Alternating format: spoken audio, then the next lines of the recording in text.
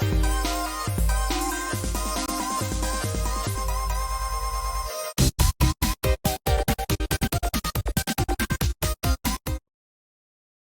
everyone, and welcome to our early comics review video. I'm Andy. I'm Matt. We're here with Infinity Flux Comics out of Chattanooga, Tennessee, and this is our big show where we show you about 20 of the big books coming out this week. We want to make sure you don't miss out on getting when you head to your comic book store or you get them shipped to you, however you get them. Want to make sure you don't miss out on any of the good ones. We got some really great issues for you. We're talking about today. One, to remind you to like and subscribe the video if you like the kind of stuff we do, keeping it positive, talking about comics, all the good stuff. So definitely like and subscribe there, and head over to infinityflux.net right now, where you can order all these books right now. Just everything right now. Everything's right now, Everything's right this right minute. now. Yeah. Sense of urgency.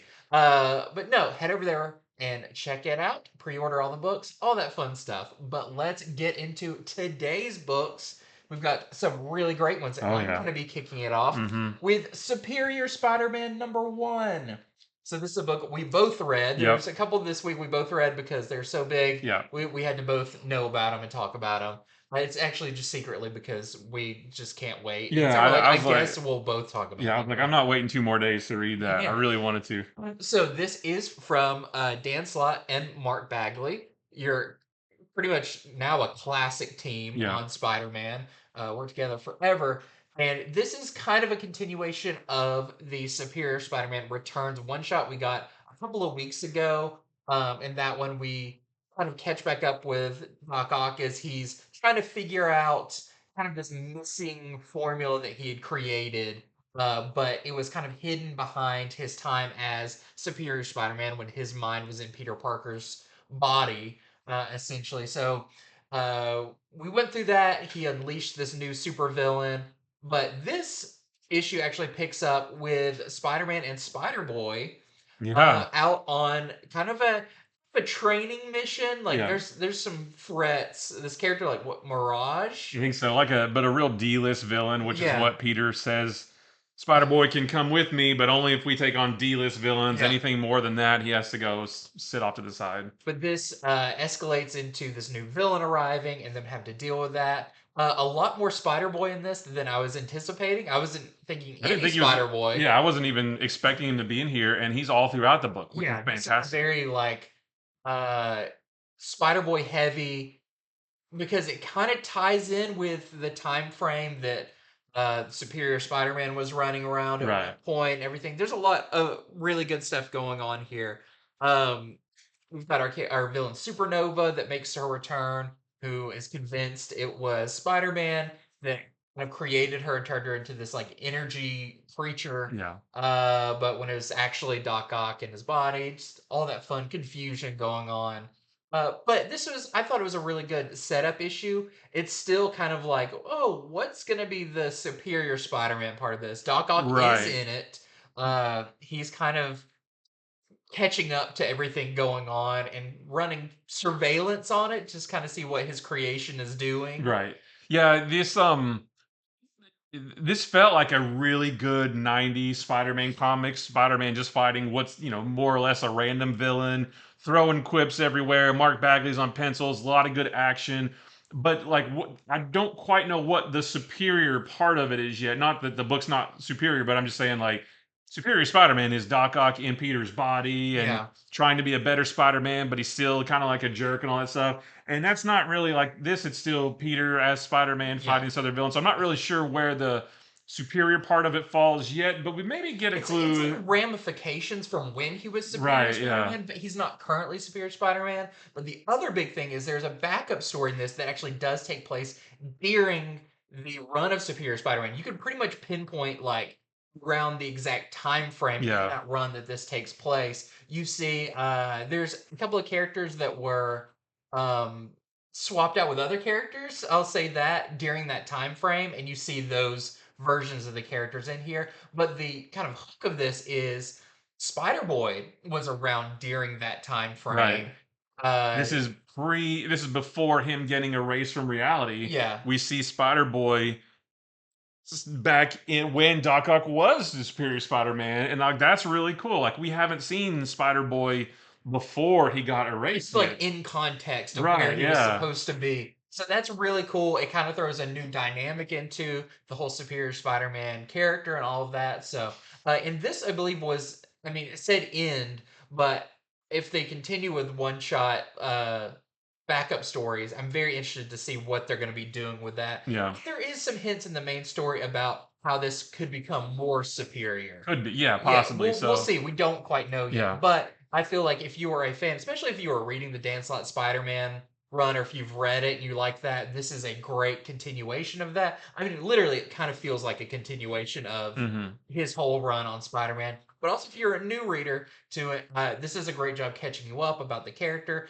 and kind of the storyline going on, who Superior Spider-Man is, and why this is an important character in the mythos of Spider-Man. So, highly recommend this one. It's very, very good. I Very loved good. it. If you're looking for some very classic feeling Spider-Man, bright, uh, like you said, quippy, and Spider-Man's always kind of one step ahead of the villains type Yeah. thing. They're fighting in the middle of the city. Yeah, Like it's just classic. Everything about it's so classic. yeah. I think people will really love this. So that is Superior Spider-Man #1. We also have some variants for this as well. So we've got a video game suit variant. I just finished it last night, Oh, finally. did you? Yeah. Okay. I So haven't got to good. play it in a little while, but I kind of want to savor it as much as It's I really can. good. We also have a Scotty Young variant. Gotta have a Very Scotty. fun. You cannot kick off a series without a Yep. Scotty Young cover. Also, this one's great. Like, oh, maybe those extra arms Yeah, they get may all get in the tangled way up. sometimes. We also have this Humberto Ramos variant as well. So, very cool. The Doc Ock in his eyes. All right, so first one for me is Deadpool 7 Slaughters. This is a one shot. This contains 7 different short stories, so it's kind of like an anthology book. But each story is basically a day of the week, and Deadpool is going to take out. He has to take out a different target in every story, on every day of the week. And each story is written by a different creative team, written and drawn by a different creative team.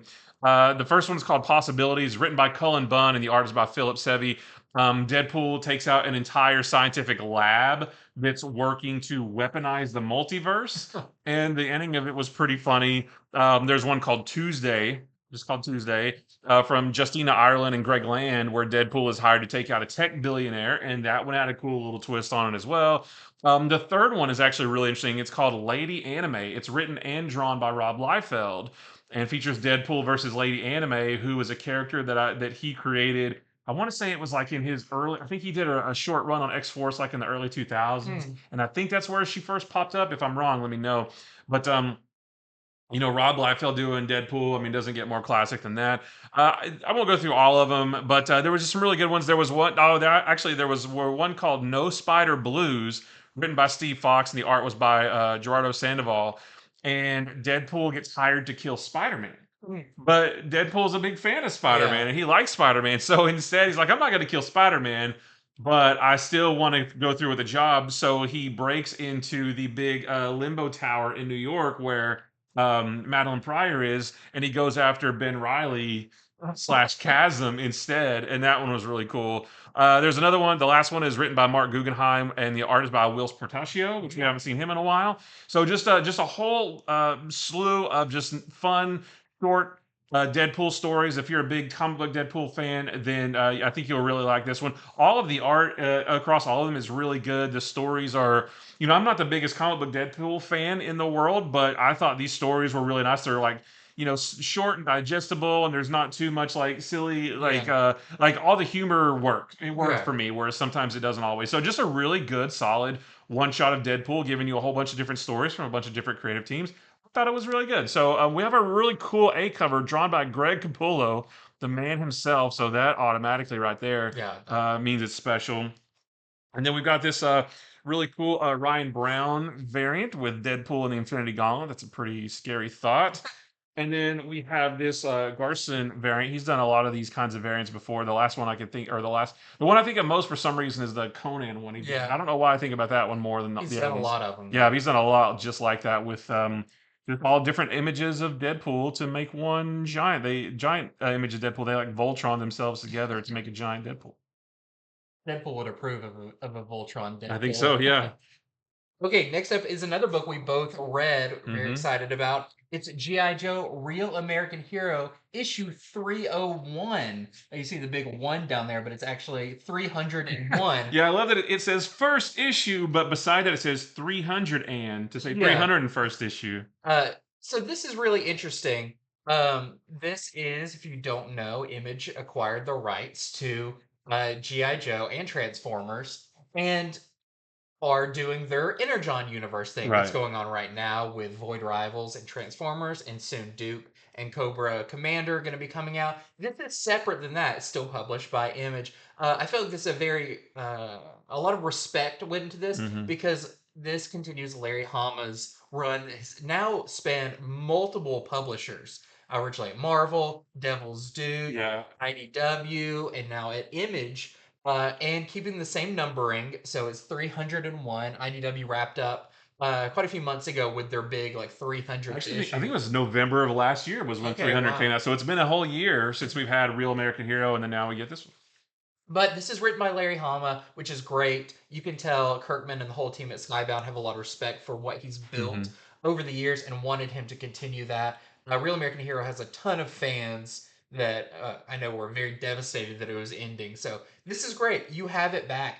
Um, this, for someone who hasn't been reading Real American Hero uh, all along, like I knew about it. I knew like, for a while Snake Eyes died and then there was new characters added and all that, but I hadn't been reading it. I still found this easy enough to pick up and Yeah. continue with, as long as you're fairly familiar with the whole idea of GI Joe. There is a great like catch-up page You're right. that just basically lays out what GI Joe is. But I feel like if you're picking it up, you probably already have a pretty good idea.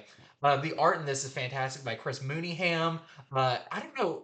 It's hard to describe how it, like what I would think. It's very it sounds bad to say scratchy, but it has a lot of energy. Yeah. It's not clean, but in a good way. Like Right. it feels very fitting for this kind of story. Now, the thing we were talking about before on this is it is definitely like they throw you into the middle of a story, and you're kind of trying to figure out what's going along the way. You've got some of the Joes are in a plane that apparently has been struck by Cobra, I think so, but we didn't see that. but we Like don't see it yeah, like the happen. first time we see it, the wing is on fire, and we just have to assume Yeah, that it got hit at some point. they mentioned something like that it just happened, Yeah. and then on the I guess on the water below them is a GI Joe whale vehicle that has other Joes in it, and through context and what people are saying, you're figuring out, oh, they're heading to a Cobra Island that actually has a Cobra themed casino on it, which is pretty funny because I that feels very cartoon like, Yeah. where it's like Cobra's still all into Cobra branding. No Right. matter what they're Right. doing, they're still so it's like this big casino that's got a big Cobra head on it and everything. And they're going there, I guess, just to shut it down, Right. stop it. Yeah, I just took it as, GI Joe fights Cobra. That's what they do, Yeah. right? And this time they're launching a full frontal assault on Cobra Island. Yep. And when we first open the book, we're in the middle of that. Yeah. Like, or they're on their way, they're almost there to just go fight Cobra. And that's all I really needed. Like, oh, okay, they're gonna Yeah, fight yeah, Cobra again. that's the big thing is like you don't see the setup for this. You don't Right. see them like It just planning this. starts. It just starts and you're like kind of scrambling to figure out, okay, the big thing is like who's in what. So you've got like Duke and Wild Bill in the plane Yeah. along with I some love other. Wild Bill in this too. Yeah. Like Wild Bill, like in the original cartoons, always kind of goofy, but in this one, he's still got the big mustache and the cowboy hat and the glasses. But he like knows how to handle that plane, Yeah. and like he He just, knows exactly what they need to do. He knows how it's yeah, going down. He's like, I bet I can yeah, level it off to this, and I know where we just, can land and all yeah. of that. He was so cool. And then on in the whale, you've got a character like Scarlet. I believe Snake Eyes and I got Storm the Shadow or shipwrecks on there. Shipwrecks on there. You don't see, I don't feel like as much going on there, but I will say, I don't think it's a spoiler to say that Cobra Commander is also on the whale, Yeah, that was and the only part that was confusing. Like, yeah, did they get him already? And yeah. So you're kind of a little bit, and I think maybe we'll learn in later stories or whatever as it continues, kind of what the whole ordeal there was. But it's very like if you just imagine it, you just turned on an episode of the show or picked up a random issue of a comic. You don't know everything, but you can feel your way through it, and I think that's kind of also a fun part Yeah, about it. and I do that a lot. Like, so the Hasbro YouTube channel, Yeah, they run GI Joe episodes yeah, 24/7, literally just all the time.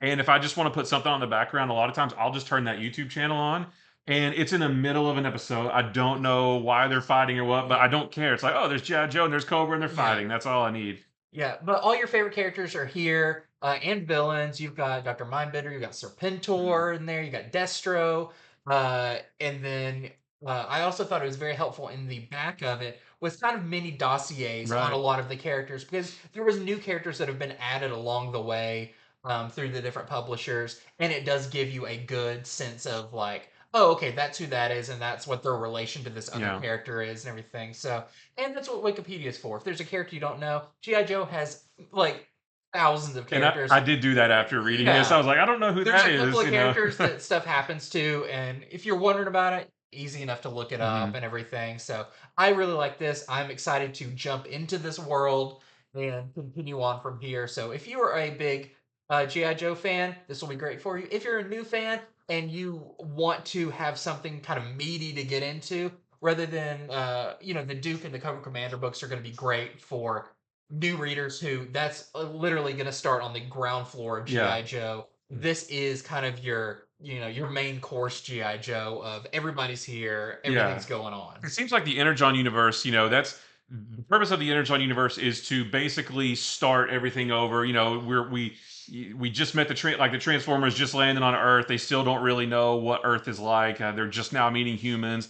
The Duke and the Cobra Commander books we're gonna get, that is going to show how and why GI Joe was created. So everything about the Energon universe is reintroducing us to this stuff. But this book, it's not that. It's not part of that at all. Yeah. And if you don't want to reread the origin, you still have this, which is just GI Joe. Like Yeah. everybody's already there. It's already established. So they're giving us two different options. We can either read from the beginning or read already established characters, or both. I was about to say, or like me, Both both. of them, yeah, for sure.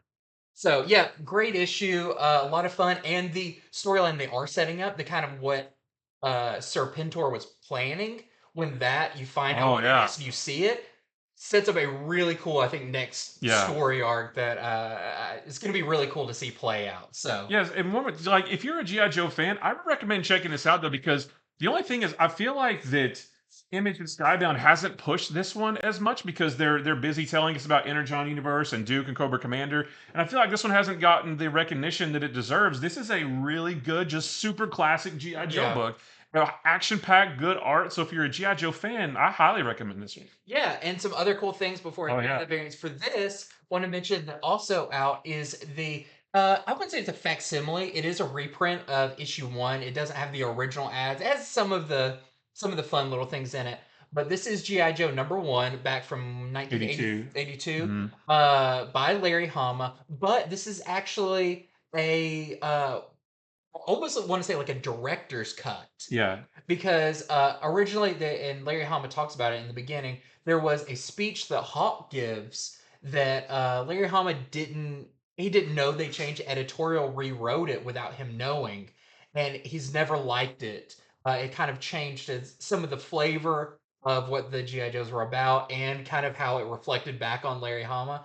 And so this has the original dialogue in it that is more in line with what he intended for that. So this is more of like a correct version of GI it's Joe what it was #1. supposed to be. It's what Like, I it's mean, supposed to be. it's still a reprint, but with the dialogue that was supposed to be there Yeah, from the so get go. really, really cool in there to get this #1.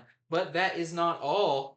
So we do have a variant for the Real American Hero 301. This is the 1 in 10 Brad Walker variant, which is Yeah. very cool that we're selling for $10.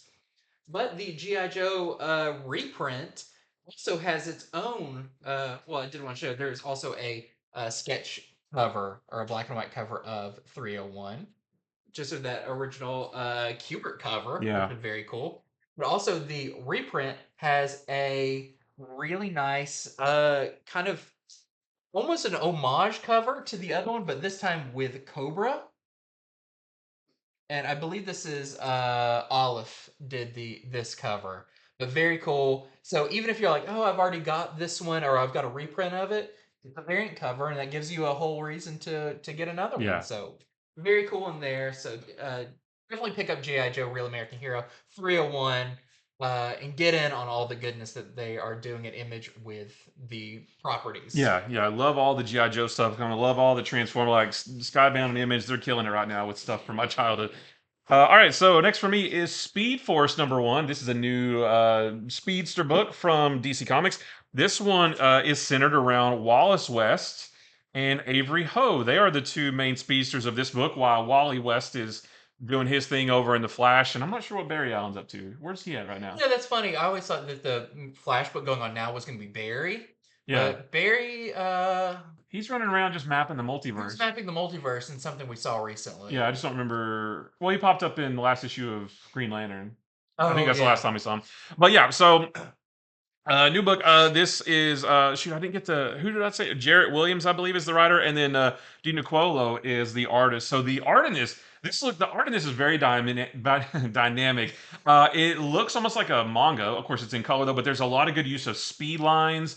The characters kind of have a sort of a manga inspired faces and eyes, and just if you've read like Seven Secrets and that kind of stuff Yeah. from De Nicuolo, that it has the same look. So Avery and Wallace, they're at Star Labs. I think they live there maybe. And one day, all of the scientists in Star Labs, they just disappear, and they don't know where. Like all of the scientists from all the different Star Labs around the globe, like they're all gone. So they start to investigate what happened, and they pick up on this Speed Force energy signature, and they decide to follow. It's almost like a line on the road they can see, so they're going to follow it to where it goes. But on the way, they run into the Guatemalan speedsters known as Mas y Menos, which I think is like More plus or less. more or less, yeah. Yeah. But they appear to be brainwashed. So those characters, I thought they looked familiar, but they first appeared in like Teen Titans Go, I think, like the TV show first, and then they showed up in a comic later. So it was kind of cool to see them because I don't think we've seen them in a really long time in the comics. But like I said, they appear to be brainwashed, and they get into a big fight. The two versus the other two, and you have this big speedster fight, and that's where a lot of your really cool like manga style artwork comes in. It looks really really good. But then Amasi Menos, they get away through like this portal that sort of appears, and they sort of escape through that.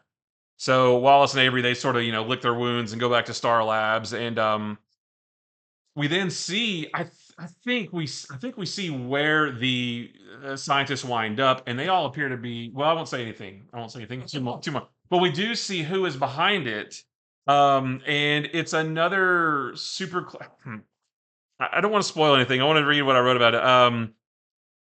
Yeah, the villain behind everything, they also first appeared in a animated show, and then later to show up in the comics. So it was really cool to see like these animated characters come into the comics and like make a whole story centered around them. Like it was really good. Like it was really fun. The current Flash book feels a little bit more serious, a little bit more dark, and that kind of thing. Whereas this feels actually more kind of like when Jeremy Adams was writing Yeah. Flash a few months back. This one's a little bit more colorful, a little bit more lighthearted. There's a little bit more humor. Of course, the characters in it are young, so it's very contrasting like feelings between the two Flash books. But it all really works pretty well. So yeah, just if you're looking for a new speedster book with some other Flashes, Speed Force is a really good one to get. Is this a 6-issue miniseries? I want to say it is, but Yeah. the only thing is DC usually puts that up there, which says 1 of 6, but they don't have that here. But I do think it's a 6-issue miniseries. We also have this really nice Larix variant as well with Wallace and Avery. Very cool. Yeah. Always happy for more speedsters. Oh yeah. So next up for me is a new #1 from DC, which everywhere it says it is a 12-issue, so that makes it a max series. But I almost feel like that's long enough. That's longer than some ongoing series last. Yeah, So right. for the time being, we got this book probably for the next year. This is Outsiders. Is it The Outsiders or just I think it's It's the just Outsiders. Yeah. Outsiders, which of course is a long running title in the DC I universe. think it was gonna be the Outsiders, but then Justin Timberlake came in and said, "Drop the."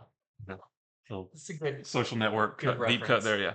Uh, so this is by Colin Kelly and Jackson Lansing, who are a dynamic team who Oh I feel yeah. like at this point They're everywhere. have tackled like the majority of Right. characters from every company.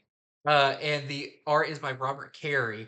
And in this, you can kind of see your team on the front. So mostly the centers around Kate Kane, Batwoman, who during like the Gotham War stuff and all of that, kind of got fed up with all the shenanigans going on in Gotham. Was like, really want to be a part of this. This seems You know, I didn't even realize that, but yeah, she wasn't part of the uh Gotham War at all. I didn't even think about that. so she's kind of went off to do her own missions. She's kind of jaded against the Bat family. Not anything against them, but just like I don't really want to be a part of that right now. And so she's gone off to somewhere else. I won't say where or what she's doing, but she kind of has a mission all of her own. But randomly at that mission, Luke Fox shows up and is basically like pulls a Nick Fury and is like, "I'm putting together a team, and I really want you for it." And she was like, "Is this secretly like a Batman thing?" Oh yeah. And he's like, "Nope, Batman's not involved in this at all. I want you on this team, and Batman doesn't know anything about this." So that's really cool. That intrigues Kate Kane's, piques her interest where she's like, "Okay, I'll hear you out." And so apparently Luke is putting together a team he calls Outsiders because they're kind of outside of the main teams and everything in the DC universe. He explains why they're the Outsiders. Um, but there's been some weird stuff going on, and he's like, "This isn't, superhero related. I need people who can like investigate and do all this because this is more of an archaeology job."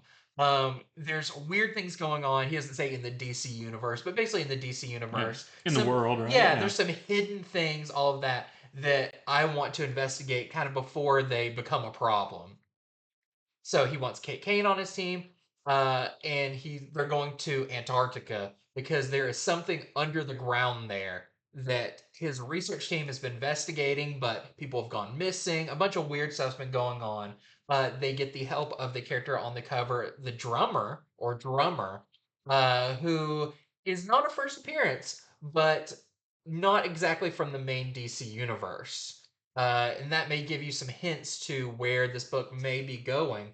But it's really cool. This character drummer can basically feel the vibrations of things, and what does she say that she can like talk to mysteries or something like that. It's a Huh. very weird kind of you have to see it played out to really understand how it is. But they're investigating this place in Antarctica, and I don't want to give away what it is, but it's kind of a big like, whoa, this feels like a bigger deal than what you originally thought, and Kate Kane kind of feels that way too. That like, oh, what have I got myself into? But it's really interesting. I'll say there is action in it, but a lot of this is very like archaeological, very investigative, kind of a big mystery that I really liked, as opposed to a lot of the other map books that are very action Yeah. packed.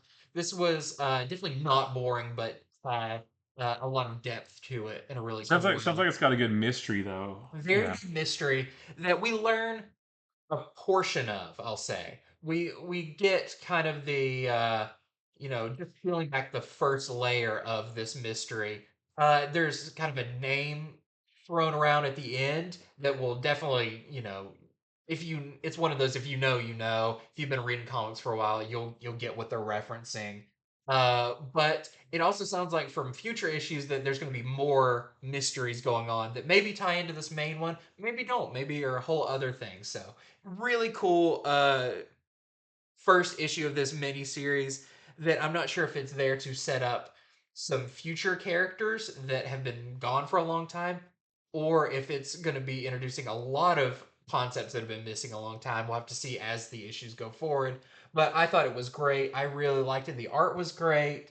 Characters are really fun. I always like Batwoman, anyways.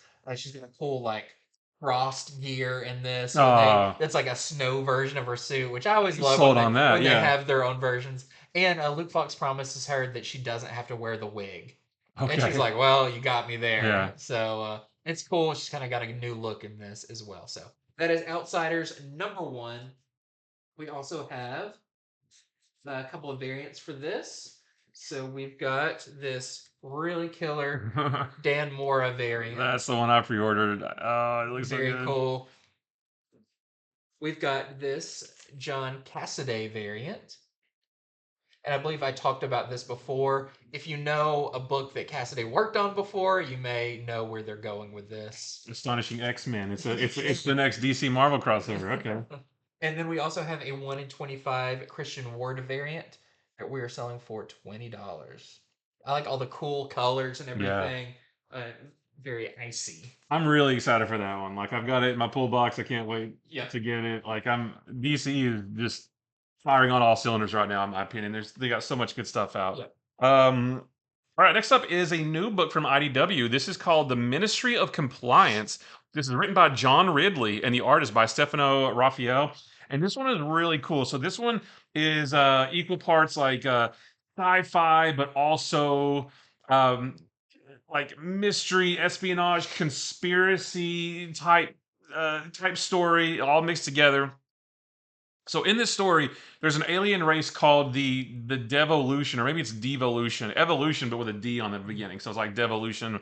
And what their whole deal is, they secretly invade planets by blending into the society of whatever planet they're on, and eventually assimilating them into their own society. I don't know.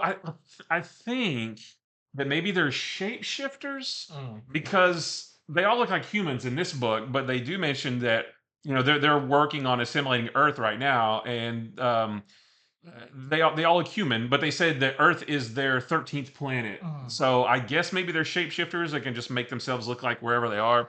I'm not 100% clear on that, but they've been on Earth for 39 years.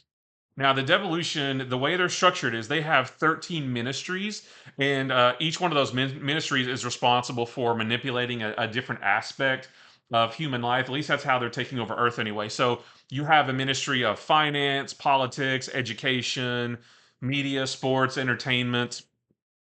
So all the big facets of like human society, there's ministries established so that they can sort of worm their way into each one of those and influence how things go and that kind of thing. So the main character of this book is a woman. She's right here on the cover. Her name is Abigail, not Abigail, but it's with a V. Abigail Senna. She's the head of the Ministry of Compliance. Now, what that ministry is responsible for is making sure that all of the other ministries are basically doing their part, doing what they're supposed to, staying on track, staying the course to achieve the devolution's goal. So, like, she's like making sure that everybody else is falling in line. So the Devolution's homeworld, they tell the Devolutions that are on Earth, and there's a lot. I think they said there's thousands of them on Earth, like hidden in plain sight amongst humanity. Well, they tell their people that, all right, it's been 39 years. We are ready to make the final move. We're ready to finally absorb Earth into our society, to essentially take over Earth. All our work's done, and we're ready for that final push. But right before that's about to begin, the prime minister of the devolution, like the head guy, he gets recalled, is what they call it. So like he basically disappears because a lot of the head ministers, they go in for a meeting. They get on a Zoom call, right? And they're waiting for the prime minister to show up and say, "All right, let's go. Let's go. Let's do this." And instead, this other guy comes on. He's like, "The prime minister has been recalled. More instructions to follow," and then just disappears. And everybody's like, "What's going on? What's going on? Is on our home world, was there a coup? Did something happen? Should we go back home? Should we stay here?" Like, there's so much uncertainty. And so panic starts to set in amongst all the higher ups of the devolution on Earth. And they all decide, hey, we need to leave the planet. We need to go figure out what's going on. Well, but the codes to their ships, like basically the keys or whatever, like the information and everything they need to get in their ships and get off Earth rests with the Ministry of Transportation, but he was found dead. Mhm. a big old hole in him with his guts hanging out and everything. So somebody, so we don't know what's going on the homeworld. We don't know where the prime minister is, why he got recalled. But somebody, it seems like, doesn't want them to leave because the guy who had the information for how they can leave, he's dead now. So now there's thousands of devolution aliens basically stuck on Earth, and they don't know what to do. They don't know what's going on. And it also turns out that the devolution, they haven't really been hiding amongst humanity as well as they thought they have, because there are some humans on Earth who know that they're there and Mm. are actually planning to work against the devolution to shut them down, to bring them down. Maybe they're behind all this, maybe not. I don't know. Like, it's like I said, it's a big mystery, and we don't really have any answers yet, but we do have a whole bunch of questions. But it was really good. Like, this is so this book is it's 5.99, but it's extra size. Like, it feels like a double-sized issue. So there's a whole lot of story there to absorb, and to sort of, get your brain around. They do a pretty good job of explaining. There's one page in particular that does a pretty good job explaining who the devolution are, what their goals are, and they, like I said, they mentioned that they've taken over the Earth will be the 13th planet that they've taken over so far. It's just really cool. Like I said, sci-fi, aliens, that kind of stuff. But then there's this air of mystery and conspiracy and that kind of, almost like a government conspiracy Mm. thing, but with aliens. So it's just a really solid book. Like, I'm intrigued by this. I want to know what happens next. I want to know what's going on with everybody. So we have our really cool A cover right there, and then we have this Ryan Sook variant as well, and that's our main cover, Abigail. One thing I forgot to mention too, so she uses a sword that's called Gray Matter, Mm. and she said it's 13 miles of the hardest steel known to man Holy folded on each shit. other to so sharp to, like, to the tiniest micron. And she slices up a bunch of stuff. And she slices up a bunch of people. She slices open a door. She uses that thing like it's an extension of her arm. Like, Mm. she is a tough person to deal with. So really solid book to like.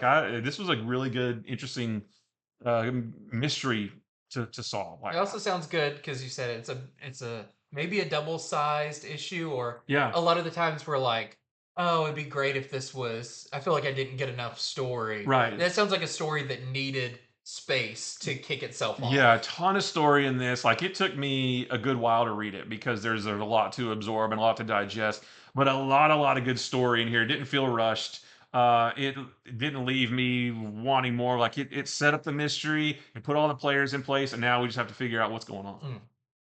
Well, I've got an indie book to talk about, and this is The Deviant. So this is a new book from Image and from James Tynan. So this is his next creepy story. The art in this is by Joshua Hickson, who did your main cover here. And if you look on the cover, it's The Deviant, A Christmas Story by James Tynan and Joshua Hickson with Hassem Otsman. I probably shouldn't have just went for the name Yeah, without pre-reading it. yeah. But like I said, it's a Christmas story.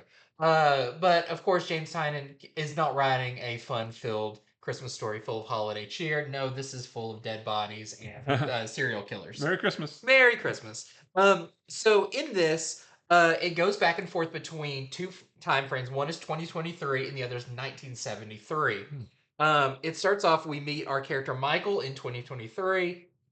He is a very classic James Tynan like character, dark hair, glasses, and he seems kind of not disturbed by Christmas, but he's got a lot on his mind as he's walking through this mall. He's a little distant and stuff. I guess his boyfriend asks him like, uh, like what's on your mind? It looks like you're, 1,000 miles stare and everything. And he kind of shrugs off. He's like, "Oh, I was watching people wrap presents, and I used to be really good at wrapping presents, Mm. but I'm not good anymore." But clearly, there's something else going on.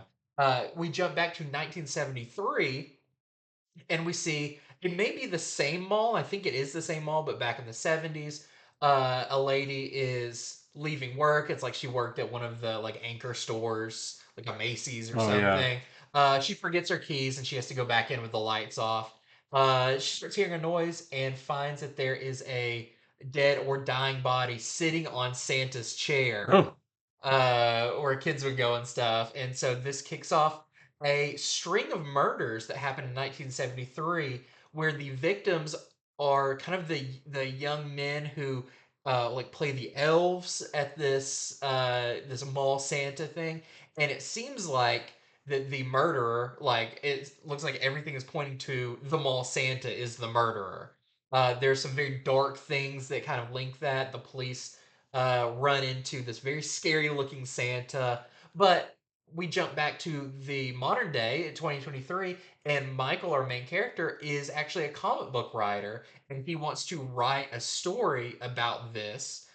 He's self-funding it, and he goes to interview who they call the Deviant or the killer from the 70s. But when he gets there, he realizes this guy seems like not not like overly friendly, but this doesn't seem like a bad guy. Like they actually have a lot in common, which is, both disturbing to Michael, but also kind of a relief.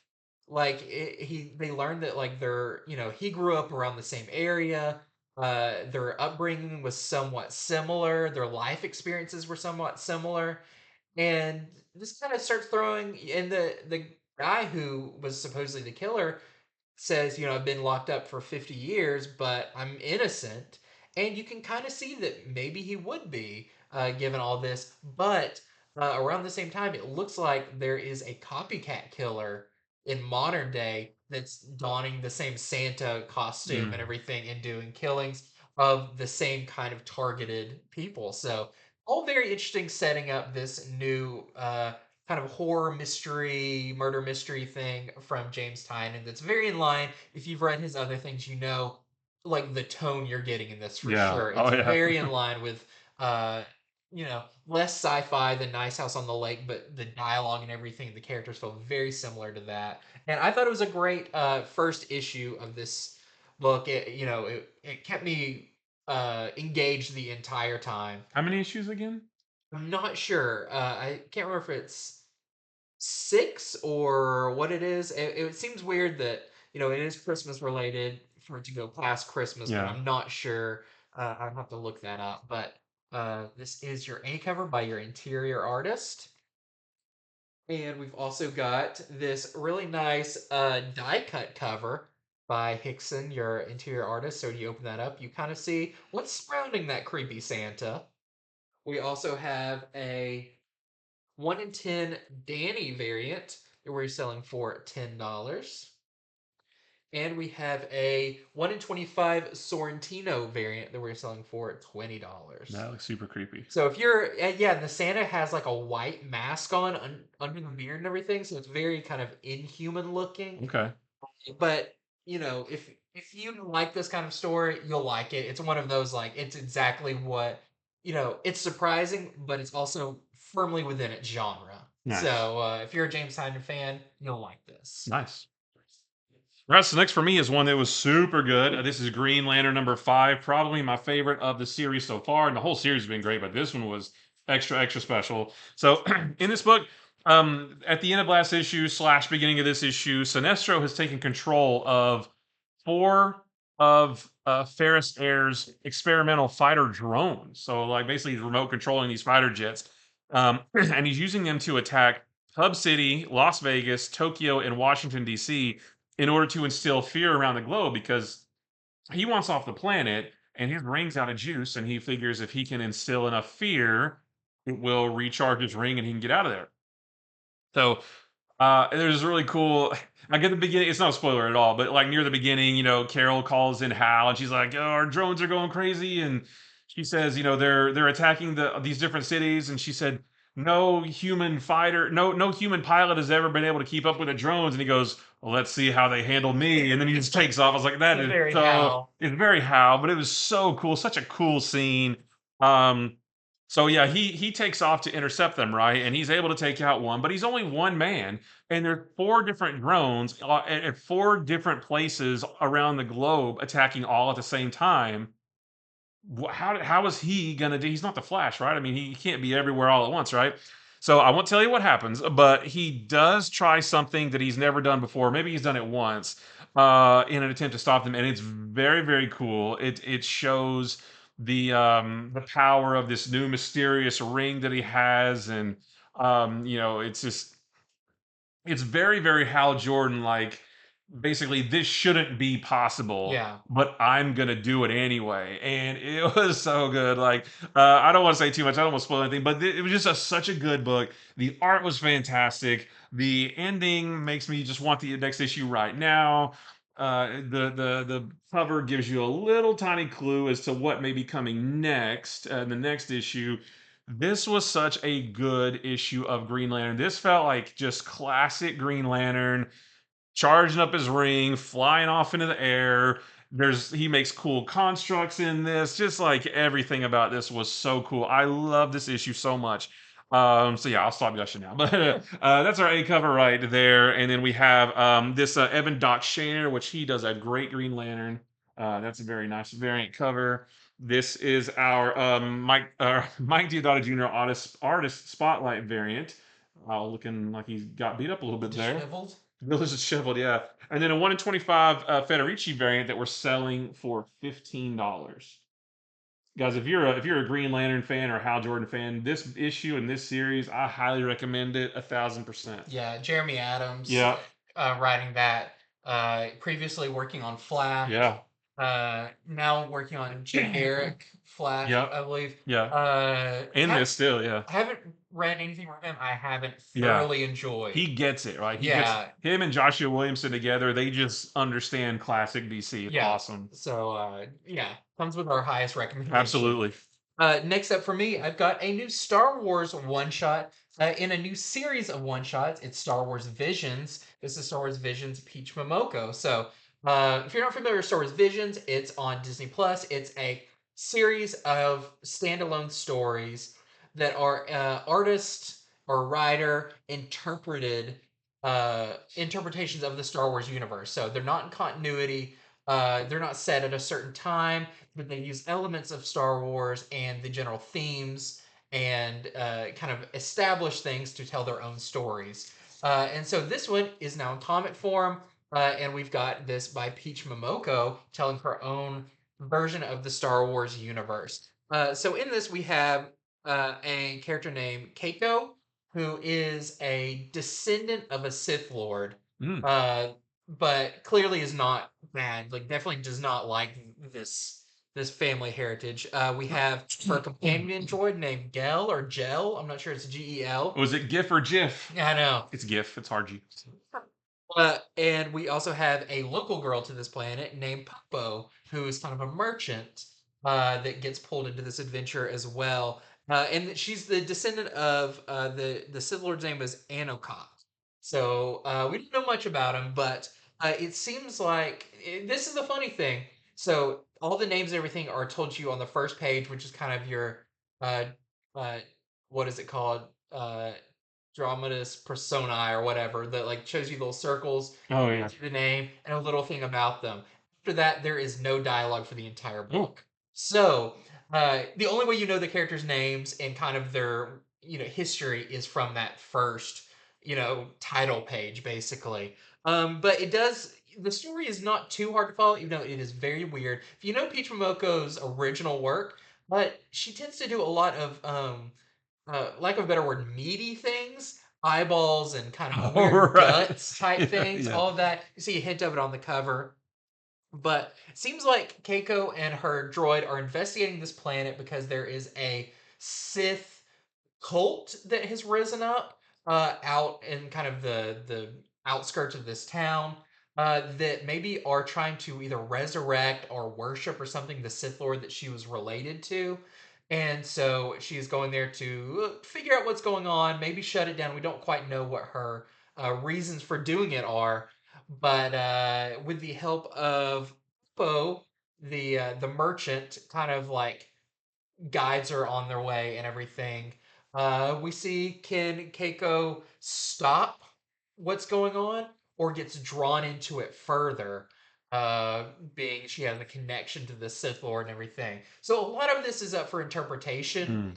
Along the way, there's some very weird, like, um, dreamlike sequences, all of that. You don't know quite if what's going on is actually happening or kind of a representation of what's happening, but it is very entertaining.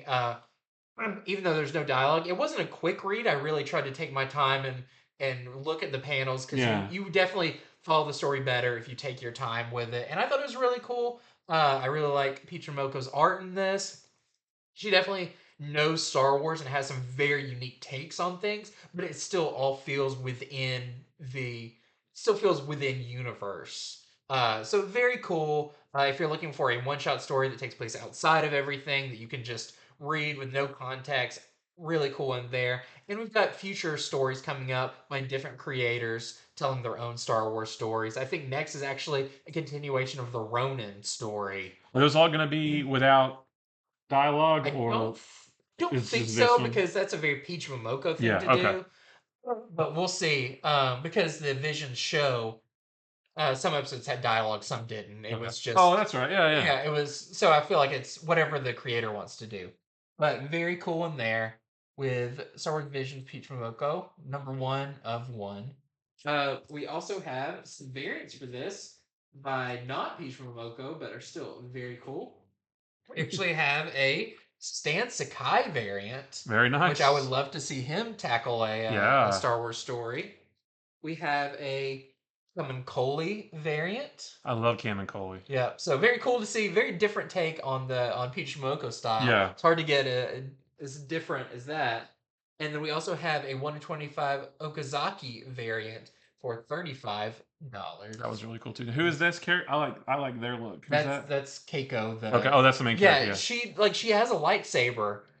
She actually has a yellow lightsaber in the book, and so you kind of guess that like she's maintained the force from her like family and everything, but she's went light side and all of that and become maybe a Jedi or maybe kind of a wandering force user. We don't quite know, but there's some lightsaber action in this, and this is kind of like the priestess of that Sith Yeah. Lord, which is very cool. I like that. I like that cover. Like I'm that cover right there. Like it really intrigues me. Like who's that? Who's the Yeah. high priestess? Yeah, that's really cool. All right. So next for me is Immortal Thor number 4. That is a mouthful. Immortal Thor number 4. Yeah, that's tough to say. Yeah, but Immortal. this one was super cool. So this one, I'll say this doesn't have a lot of action in it. It feels like it's setting up for a big Mhm. fight, a big showdown to come, possibly next issue. And like it's really cool though because it's like, oh, the tension is building, right? And we're about to, get into a big fight. So Tauros has returned. Tauros, the big like god being that Thor fought in the first couple issues. So he has returned, and Thor knows that, I barely survived against him the first time. I need to team. I need to put a team together to take this guy on. So he puts together a new Thor core, and I think we have seen the cover to number 5. I do believe that's already been out. So you can see everybody who he pulls together. Just in case you haven't seen it, I won't tell you everybody who he pulls together. I mean, it's not really a spoiler or anything, but I'll just leave that for you to see. But I will tell you that, and we saw this at the end of the last issue. Storm is one of them. We saw her at the very end of last issue. Um, there is a he's he summons her basically, and against her will, like he like just teleports her basically, and she doesn't know what she's doing there, and he tells her all about Tornos and what's going on.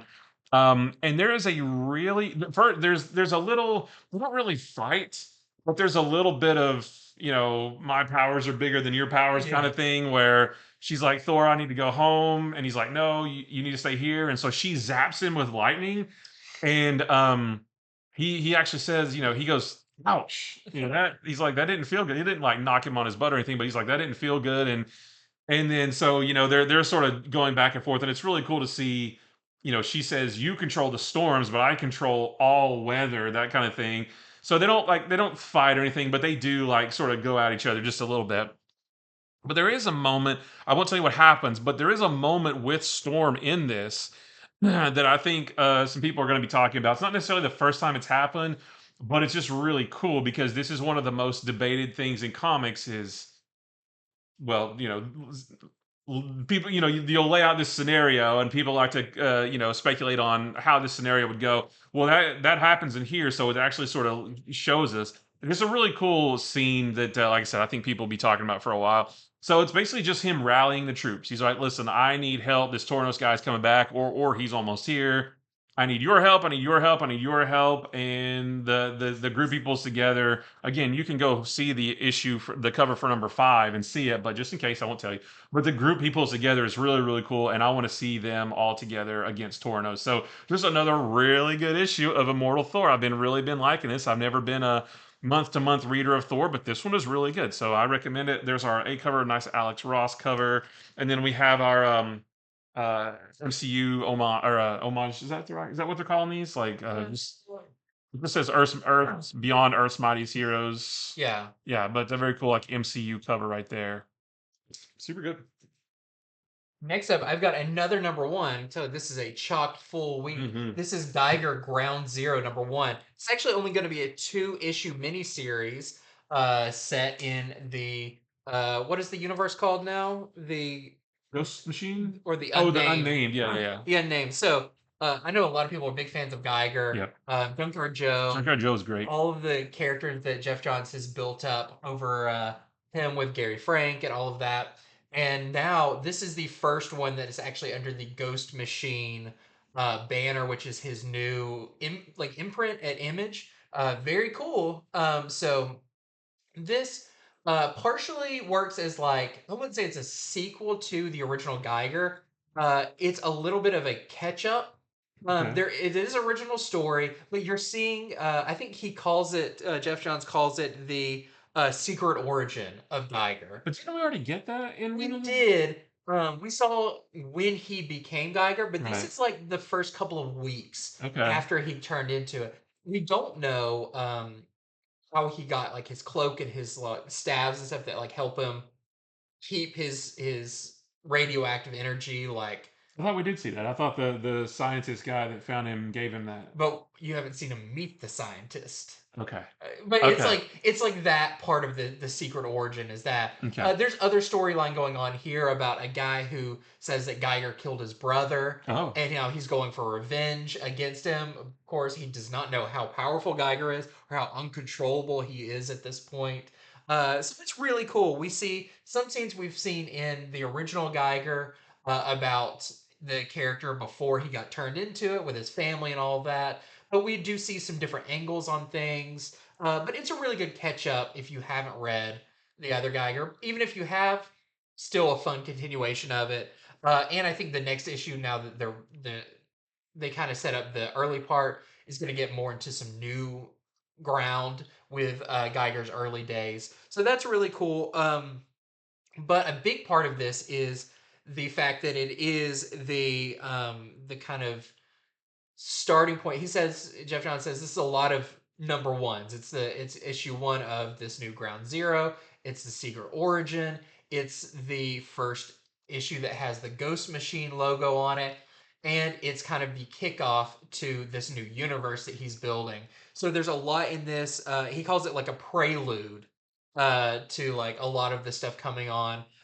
So this has some backup stuff in it that's kind of an interview with Jeff Johns, or kind of a thing that he's written, plus a calendar for the release of the other titles that are going to be involved. It reprints that timeline. Yeah. That shows like when each of the characters kind of first appeared or when key events happen. You get that as well. That timeline is really cool because we have seen a few of those, like Red Coat and Junkyard Joe and stuff, but some of them we haven't seen at all. Right. But we've seen that timeline that's been out there for a couple of years now. Yeah. And there's still stuff we haven't seen. So I'm interested to see what all that new stuff is. Yeah, and this will also be continued, the whole universe in, what is it, Ghost Machine number 1, which is going to be a one shot that has multiple stories in it from all these different characters, including the Red Coat, Geiger, and some other characters that have not appeared yet. So really cool. Great to get back into this universe. You've got Jeff Johns and Gary Frank knocking out of the park once again on Geiger Ground Zero. We also have this Brian Hitch variant, who is going to be the artist on Red Coat. Yeah. But doing some Geiger there.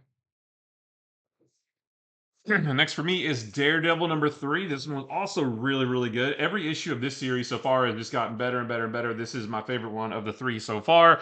So, last issue we saw that there was somebody who's been posting anonymous articles online spreading lies about the youth home that Matt Murdock is running, saying that he is training kids how to be criminals and stuff like that. And it got enough traction that I don't know if it was Child Protective Services or the police. I think it was the police actually. They came to investigate, right? So at the end of that issue, Matt figured out who has been writing those articles. Now, in case you haven't read it, I won't tell you who it was, but it was pretty shocking actually, because it's a character that we know, comics readers know, and it's a character that Matt knows. But so Daredevil knows, Matt Murdock knows who's writing these articles. So but he doesn't know why they're doing it though. So he follows that person around for about a week, just to see like what who are they meeting with, where are they going, try to get some clues or whatever. And he can tell that there's something off with that character. Like that character is not acting the way they normally do. There's just something weird about him. Something more is going on there. And he can't figure it out. So he needs to blow off some steam. So he goes out one night to, what all superheroes in New York do. I got to blow off some steam. I'm going to swing around the city. I'm going to punch some bad guys. Some bad guys. He literally says, "I need to hit something." That's what he says in this. So, so most of the issue is like super classic Daredevil punching like street level thugs in the face, and he does take on a group of the new gang that we saw last issue called the Heat, and I think we've seen them, or they're going to be part of the Elektra or the Daredevil gang war with Elektra that we talked about on the Comics from the Future. I think last week maybe or the week before. So they're going to feature in that, and so they're in this too. And he takes on a whole bunch of them. And like I said, that's most of the issue is Daredevil, like really cool classic Daredevil action, flipping, using his billy club, throwing it, using the rope part, and like just really really good. Like the whole thing was just like super classic Daredevil. At the end, he does find out who's kind of running. Now, I don't know if he's like I don't know if this character is the head of the entire gang, but the gang is doing what this character is telling them to do. And if you've seen the covers for the future issues, you know what I'm talking about. But just in case you haven't, I won't say it. But I'm very, very excited for that because it's a more classic Daredevil. We haven't seen Daredevil and this other character mix it up in quite a while. So it's building towards that. Just another really solid issue of Daredevil. I was nervous after Chip Zdarsky run ended because it was so good, but this one has been really, really solid too. So just Daredevil beating up street level thugs. You can't get better than that.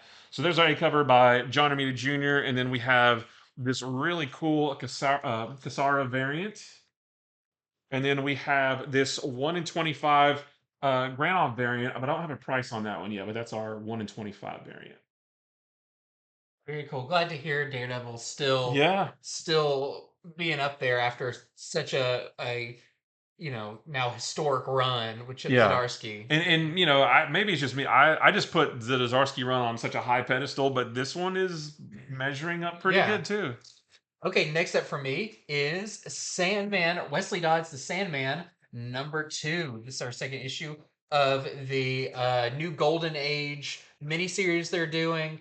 And this one continues to be fantastic. Totally feels like you're reading a Golden Age book, but modern. But the time frame and everything is just spot on in this. Where in the previous one, someone apparently knew that Wesley Dodds was Sandman, uh, burned down his house and stole his journal that had the he kept a log of all of his trial and errors with different gases, and he even kept when they were deadly. He kind of kept it, even though he does not use them. He kind of kept notes on them, and someone has stolen that. Now I don't remember if we learned it in the first issue or not, but the thief apparently died in the house, couldn't get out of the burning house. At least that's what they say. There's a body that was found in the house. I don't know, They say is the thief. Now the journal is still missing, so clearly there's more going on here. But this leads Wesley Dodds as Sandman to uh, track down who this person was and what their kind of ties were and what crime organizations. So you got a lot of really good Sandman using his special gases to, uh, you know, get a whole like group of thugs on their knees because he's being really intimidating. He's very like the Shadow almost. Yeah. The way he intimidates these people. We also get he has to sleep at one point. He's very tired. But when Sandman sleeps, he has prophetic dreams. Oh. And In order for him to sleep, he just turns his gas gun on himself and just. yeah, well, he's very worried about that too because he realizes that some of the thugs he was fighting at one point maybe are souped up on something else and it didn't Oh. quite work and they start going for his mask and he's like, I can't, I would be out if I Yeah. like Yeah. come to this. So and there's a lot of tension there. Which is funny because that's always how Batman takes down like Scarecrow or Bane or somebody who wears a mask. Is the first thing he always does is tears their mask Yeah, off. But now we have a hero doing it, but he's susceptible to the yeah. same thing. But it's really interesting when he sleeps because he does see uh, it's kind of a nightmare that shows basically what happens when his gas gets out and what's it going to create. And he sees himself as like the villain behind all of it. But he is going to continue to try to track down who's got his journal. And we might see a new version. I think later they talk about a new character that's going to be introduced called the Fog. This may Okay. be their first appearance, but it's still very no one's named, but you do see a new character that seems to be in possession of the journal. Like a So villain? yeah, Okay. so very very cool in there, and just another great issue of Wesley Dodds the Sandman. I would be completely fine if they continue this as an Yeah. ongoing because I love especially the kind of being a period piece. I think that's Right, super right. cool and very fresh Yeah. feeling. Just more DC just doing all Yep. this cool classic We stuff. also got this amazing Daniel Warren Johnson variant Ooh. that's just super, super cool. And we have this 1 in 25 Simmons variant who we're selling for $20, which his style works really Yeah. well with Like Martin Simmons, like Department of Truth Martin yeah, Simmons? Okay. with that very creepy, like ghostly Yeah. figure. All right, my next one is sticking with DC. It's Detective Comics number 1077. This is part 2 of the Outlaw storyline, which is, I believe, bi-weekly. So it's going to be a 5-part thing, but it comes out every other week. So a pretty quick moving story here. In this one, Batman is only days away from being hanged. So he was possessed by an asthma demon at the end of the Gotham Nocturne storyline. The Orgums, they got him, right? They captured him. He's I think he's locked in a cell in the old Arkham Asylum, I think is where it is. And now the Orgums are going to hang him publicly as a way to show Gotham your symbol can die because the Orgums are kind of like controlling the minds, kind of sort of basically everybody in Gotham too. So your hero, your legend of the city, he's going to die in front of you, and then you'll have nothing. That kind of thing. So he's only days away from that, but Catwoman learns of this, and she learned of it last issue. And this issue is spent with her forming a team consisting of Commissioner Gordon. Is it Aiko? Was the other one that became Catwoman for a little while? Oh While yeah, she was yeah, I yeah, think that so. character. And there's a few others. One of whom I was very surprised to see, as were the other characters in the book. They were surprised to see this character come onto this makeshift team. They get together and they make this plan to take on the Orgums, to like sneak in. Okay, we're gonna go through here and like be super sneaky and break him out. But the Orgums actually may be aware that they are planning something. So their surprise attack may not end up being such a surprise after all. But the Gotham Nocturne storyline kind of lasted a little bit too long, in my opinion, but this is really good. Like, I'm enjoying this. Like, I want to see what happens. I want to see how Batman gets out of it. Does Catwoman's plan go off without a hitch? That kind of thing. So a really good, solid issue of Detective Comics. So we have that's our A cover right there, and then we have this is the Jason Sean Alexander. So this is the artist on the interiors of this storyline. That's your artist there. This is the Christian Ward. So he did another Batman cover. And then this is the 1 in 25 Sharp variant, which we're selling for $15. Solomon Grundy, born on a Monday. Very cool. Next up, just want to briefly talk about our final issue of Mark Mhm. Miller's Big Game, this big crossover between all his properties. And speaking of big, I believe this is a double size issue, if not more. It's big. This is a meaty book. And if you wanted to see all the characters going at it in just huge double page spreads, this is your book for that. Very cool to see all the Miller World characters come together, good guys versus bad guys in this all-out fight. Some surprise appearances happen in this from some Miller characters that we had not seen yet. Even if they're in little fun short cameos, there is still more that appear in this that are pretty cool. And I will say the ambassadors finally decide who's going to be the ambassador for America. Okay. And I think it's going to make a lot of people very happy. It's super cool and definitely is a very full circle moment for the Miller verse and all of that. So great final issue, double size if not more, and wraps it up in a nice little package. It does some things that are pretty, I would say, kind of tropey for like this kind of story, but it's done in such a fun way. I think it Yeah. really I've works. been loving this series. It's Yeah, so good. Pepe Larraz's art in this is Yeah. phenomenal. So He's so good. yeah, twists and turns abound, but overall, uh, just wraps up the story very, very well. That is the last issue of Big Game, and this is the only cover I have. Nice. All right, so next one I've got is Spine-Tingling Spider-Man #2. This one was really creepy, just like the first one. So in the last issue, Peter found himself on this like haunted train. Doesn't have his spider powers. Nobody knows who he is. That was all in the first one. So in this issue, he's able to get off of that really creepy, spooky, weird haunted train. However, he winds up at this big haunted house. Basically, it's like this big haunted mansion, more or less. A stereotypical haunted house up on a hill. You know, nothing else around it. Everything's real dark. And he goes in there and he finds that Jonah Jameson and Mary Jane and Aunt May are all inside, basically being tortured. Oh. And he's able to free them because he doesn't really see anybody around, so he's able to free them. But maybe not all is what it seems in the house, which leads is maybe going to lead to more creepy stuff.